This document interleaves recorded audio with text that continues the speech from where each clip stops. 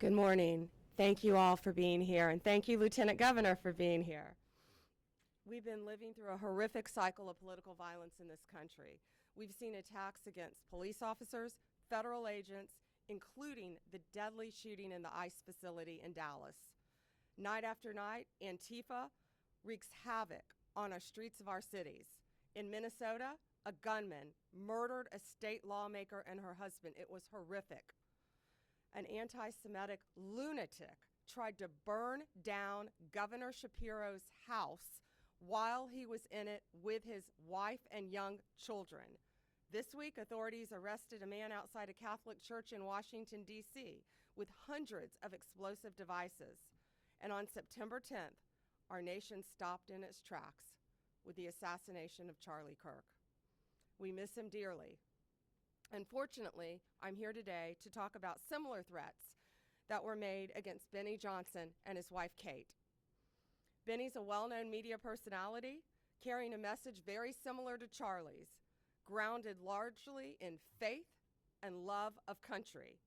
Just days after Charlie's assassination, Benny received a letter at his home where he and Kate are raising their beautiful, beautiful young family. The author of this letter made it very clear that he hated Benny because of his views, and he wanted Benny dead. This was a coward hiding behind a keyboard who thought he could get away with this. That's why we're standing up here today. You are not going to get away with threatening people in this way. And I'm proud to announce that we have arrested the author of this letter. George Isbell Jr. was taken into custody this morning, and we are charging him federally with mailing threatening communications. It is a crime, and if convicted, he is going to prison. This was incredible teamwork. Benny called me right away. Chief Burkall, thank you. You were on it right away. Matt Fodor and all the FBI agents. Thank you, U.S. Attorney Kehoe. All of the U.S. Postal Service, FBI, state and local law enforcement working together. This is what it's about. And we are going to catch you if you think you can do something like this. We don't care if you're across the country in California. We will find you, we will arrest you, we will extradite you, and we will bring you to justice. We cannot allow this political violence to continue any longer. This arrest will serve as a reminder to many. Do not do this. We will find you. Greg Kehoe is going to give some details of the incident, of the horrible crime, and we're not going to get into specifics of what's in the letter. It's pretty horrific, and it's now a pending case. But I just want to thank all of the law enforcement officers standing behind me. And I want to thank Benny and Kate for standing so strong and fighting for their views and not cowering in fear, but coming out and supporting their faith and their values. Thank you. Thank you, General. Just preliminarily, I'm Greg Kehoe, the U.S. Attorney for the Middle District of Florida. I just want to introduce some of the individuals that are here at the podium so you can put names to faces, and they have all participated in this. As the General has said, this was a coordinated effort. In my far right is Rodney Crawford. He's the Assistant Special Agent in charge of the FBI. Next to him is Blad Rojo, who's the Inspector in charge for the Postal Service, and Mark Glass is behind me. Right behind me, he is the commissioner of FDLE, and last but certainly not least is Chief Lee Burkall of the Tampa Police Department. You know, often we talk about coordinated, organized efforts by law enforcement to get something done, and I will tell you this is a textbook example of that. This letter came in to Mr. Johnson and his wife. We immediately contacted the Tampa Police Department. Lee Burkall and his folks at Tampa Police Department got on this letter right away, pulled in the FBI, pulled in FDLE. The Postal Service was able to track where this letter was sent from in San Diego in a miraculously quick period of time. FDLE turned around the fingerprints that were obtained from the particular letter to identify George Russell Isbell on this matter. and there was an arrest by the FBI who was coordinating this outside the San Diego area in conjunction with the local U.S. Attorney's Office, the FBI in San Diego, and last but not least, the San Diego Police Department. What we have here, and you can look at the complaint that has been filed and that is before you, is a vicious, horrific letter threatening Mr. Johnson and his family, sent to Mr. Johnson's house. In the complaint that you'll see, and also it attaches Isbell's letter, he is calling for the extermination of Mr. Johnson, that he should be strangled by an American flag, that he hoped somebody blows his head off, and then some vicious, vicious comments thereafter. Ladies and gentlemen, we have been at this podium many times before, and I say this and I say it again to echo what the Attorney General has just said and what the Attorney General has said throughout the country when similar instances have come up. Such conduct will simply not be tolerated. It will not be tolerated. If you send a communication to anyone, anyhow, anywhere, where you are threatening individuals with harm, you will be prosecuted by the United States Department of Justice. And you will be prosecuted while we bring all of the joint assets of law enforcement, as you see here, the Tampa Police Department, the Florida Department of Law Enforcement, the United States Postal Service, and of course, coordinating this is the Federal Bureau of Investigation. So the word should go out, and it should be no mistake that if you decide at any point, at any time, to write such a thing and send it over the wires, or in this instance, put it in the mails, you will be prosecuted and you will be held accountable. If we can just take a couple of moments, I know Mr. Johnson wants to make a few comments, and I invite you to do so. Thank you. Thank you. God bless you. Thank you. Thank you, officers.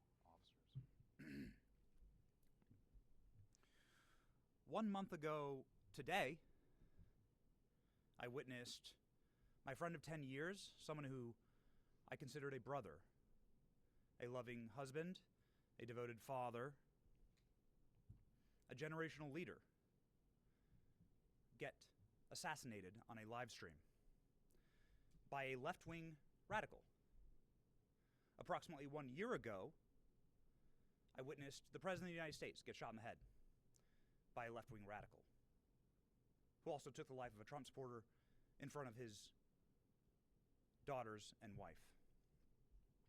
2 months ago, Christian children kneeling and praying in a church were slaughtered by a left-wing extremist. And 2 weeks ago, federal law enforcement was shot at multiple sniper rounds in a federal facility by a left-wing extremist. If it's happening every single week, is it that extreme? Or has the Democrat Party mainstreamed violence as a political tool? The individual who wrote me described why he wanted me dead. I was a white, cis, Christian Trump supporter. They described in great detail how I would be killed in an open field just like Charlie, how much blood would come out of my head and neck when it was blown off. This individual described orphaning my 4 beautiful children and widowing my wife with great joy.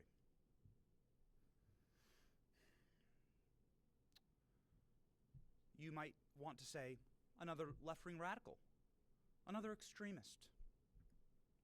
And to that, I would like to direct your attention to the state of Virginia, where Democrats have nominated and are about to vote for the chief law enforcement officer in that state, a man who has done the exact same thing, an individual who's calling for the assassination by bullets of Republicans that he disagrees with. The killing of their children, the slaughtering of, as he says, little fascists. Are my 4 innocent, beautiful children little fascists? Violence has been mainstreamed by the Democrat Party. It is not extremist, it is mainstream. And we need a moment of reckoning here. This has to stop. This cycle must end. Is any Democrat courageous enough to disavow violence? To call for individuals that espouse these things, like what happened to my family, or what's happening in Virginia, to call for those kind of candidates to step down? Will Democrats vote for that? Because if you're voting for that, then implicitly you're encouraging it, you're endorsing it. I don't want political violence. I want peace in my nation. I love this country. I want to be able to debate like Charlie did. I want to be able to raise my family in peace. That is our birthright. But you cannot make peace with evil as a Christian. You cannot unite with people who want you dead. I want unity in this nation. I want to be able to agree on more than what we disagree on. But for that first to happen, we must understand the battle. We are fighting good versus evil, darkness versus light. And good must conquer evil. Do not make peace with evil. To that end, and in conclusion, I would like to thank federal law enforcement, Pam Bondi, Kash Patel, Dan Bongino, the FBI, the DOJ, the Tampa Police Department, the detectives here, with absolute pinpoint accuracy, professionalism, courtesy, swift and tact. They were able to act instantly in order to make sure that my family was safe, potentially to preserve the lives of my children, and they're doing that for families all around the country in many different ways. Every American should unite behind that cause. No matter who you are, you should say, this is a country where families should be able to raise their children safely, where people can have peaceful disagreements, and where we can all live together under one American flag. I just want to profoundly thank the Trump administration and federal law enforcement and local law enforcement for saving my family. I will never forget it. It is the greatest goodness that has ever been done to me. And that is a thing that every American can get behind. The Trump administration making America safe again. God bless them. Thank you. We'll take, do you want to, you have a few questions? Attorney General, Wait, I'll go left to right. Okay. Attorney General, I do know that it's unfortunate what happened to your family in that letter, but he just described that this is solely put on by the Democratic Party. Do you see it that way, that this is something that is caused by the Democratic Party? No, and I just talked about what happened in Minnesota to a Democrat, what happened in Pennsylvania to a Democrat governor. No, this was a left-wing radical, absolutely. The same type of person who murdered and assassinated Charlie Kirk. That's what we're talking about here today. But it doesn't matter who you are. If you commit an act of violence, a written threat through the mail, we are going to find you. These men behind me are going to hunt you down and find you. This guy thought he got away with this, and he thought he could hurt Benny and his family, and it's not going to happen. We have open cases, other open cases all over this country, and we're going to find you. Any other questions? Yes. Attorney General, hi. Sure. A couple questions. One is just about the case itself. Does this fellow, was he found to have any means of carrying it out, and did he have firearms available to him? This is an ongoing investigation. The man is in custody. I will defer that question until the appropriate time because it is still very much under investigation and following all the leads that we possibly can. And that's a very good question. Attorney Sure. General, just during the Charlie Kirk's funeral, the president said, I disagree with Charlie. I hate my opponent. I don't want the best for them. Would you encourage the president, just given what we're talking about here and the seriousness and how people take every word and use it to reinforce their preconceived notions about people, someone crazy could act on words like that. Would you encourage the president to not say things like that? The president said nothing about violence, absolutely nothing. And that was in response, I believe, to amazing Erica Kirk talking about her forgiveness. And he was saying how brave and bold she was and how difficult it is to forgive the But are you person who worried that assassinated. No, I'm not the word worried about hate that could be because that used was to go not further? said. That was not said. No act of violence was said. If anyone is sending a threatening communication through the mail, like they did to Benny Johnson, we're going to find them and we're going to prosecute them. It doesn't matter what side of the aisle you're on. Thank you all. Have a great weekend. Thank you.